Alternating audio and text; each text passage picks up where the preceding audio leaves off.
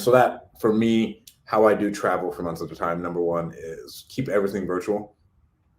We do have partners who do have offices, we have boots on the ground and everything else, but I keep everything 100% virtual because I do not want to have to come into the office, rah the troops, and then when I'm not there, there's an automatic lack of productivity. And that's why when I'm thinking about creating a new company, it's like, do I have to build an office, go into an office, rah the team, all this and that every day? Because if that is a part of that business model, then it's probably not for me. Like, I like a lot more of Wi-Fi money, for lack of better words, internet money, whatever I can do online, e-commerce, whatever else, coaching, that I don't have to be in an office every day, day in, day out, because that's just not me. It sounds like a trap, and that goes against everything else that I want to do, right? I mean, I'm in here in a big old Nike hoodie, some sweats at 4 o'clock in the afternoon, 5 o'clock in the afternoon, just getting to my day of what I wanted it to be. And I don't want to create a monster that I don't believe in.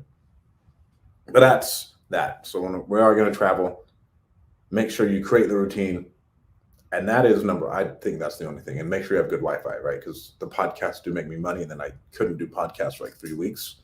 And so it somewhat drops whatever income comes from that, because I couldn't really, we had content banked, but I like doing these lives to stay in the routine and everything else. Because consistency is key at every level of whatever you're doing. I've even noticed, like, when I don't put out a podcast for a week, I'll see the drops drop like in half, the views drop in half. It's crazy.